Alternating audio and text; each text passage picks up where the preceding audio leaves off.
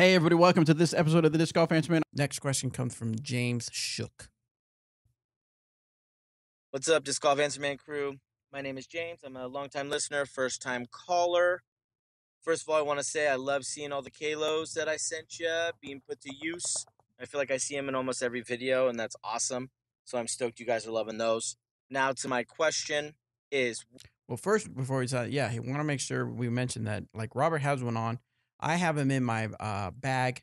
I have two of them that I like to wear, and basically they're the silicone rings that people tend to wear. They like to wear because of the way they feel, maybe because of the way they look. My understanding, though, is that if you go to the gym or you're out playing disc golf and you don't want to wear your real wedding ring or your first wedding ring, for whatever reasons, you don't want to lose it or it's just uncomfortable because some people tend to when if they're a lefty. Yeah, I didn't think about that. Mm-hmm. If you're a lefty, yeah. Mm-hmm. Me, if I go out and it's hot and I do a lot of walking, my fingers tend to swell up a little bit, and I can really feel my ring. But a silicone ring isn't quite as noticeable being there. Right. So a lot of people like to wear that so they don't bang it up against stuff. So James had sent us some Kalo rings in different sizes, and everybody in the office went crazy.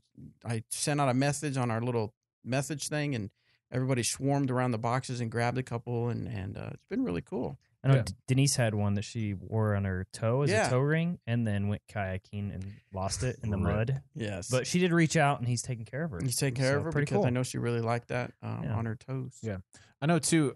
One of the benefits of these is if you work with your hands, a lot of times the traditional wedding bands, if they get caught on something, they'll just take your finger off. Oh. Because because the metal is so strong, especially for guys. Didn't that happen to Jimmy Fallon? It almost did. It messed his finger up super duper bad. So anyway, with these, if it gets caught on like a nail or something metal or something like that, it'll just rip, and now you're out $20 instead of however much the wedding band was and a finger. Or a finger. Yes. Yeah. So shout out to James and Kalo. That's to check it out. You can go to QALO.com. Mm-hmm. Kalo. Yeah. Isn't that what he said, Kalo? Kalo, yeah. My wife and I wear these pretty much all the time. So, but rest of the question. So now to James' question. Would Dynamic Discs ever put recorded coverage under a paywall? So, for instance, you charge $5 for media coverage, let's say, per user, and you now have access to whoever's doing the recorded coverage. And then that way you could split the cost of what you make between you guys and whoever's doing the recorded coverage.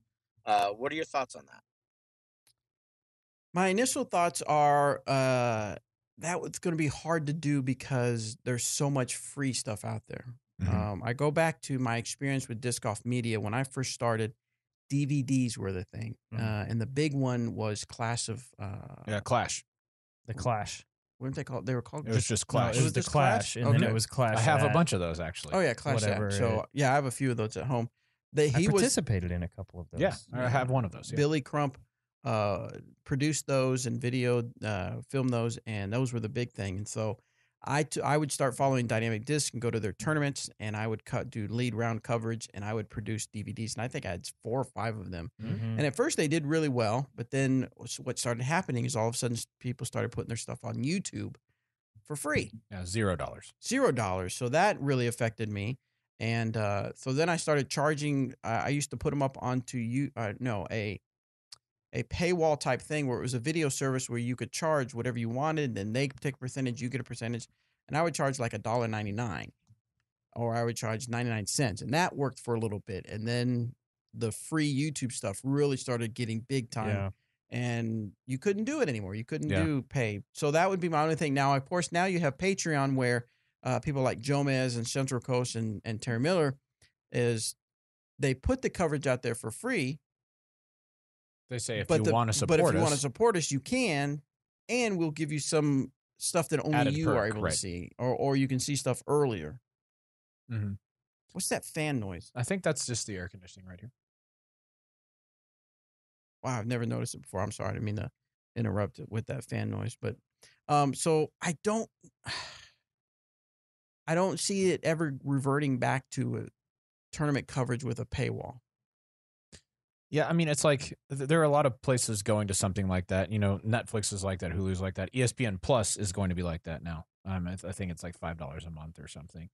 So I think we'll see a bit of a resurgence of that. But just like you said, as long as we have as quality of coverage as we have now for free, it's really hard to get behind it. Right, and I know. I mean, yes, ESPN is putting out something where they're going to have something on the internet where you can watch it, or a mobile app or whatever. But the thing is, they make money. You may say, "Well, I get to watch it for free on TV." Well, no, you don't. You pay cable, and Right. you have to watch commercials, and that pays for that type coverage. So, yeah, I don't know that it would work. Probably not.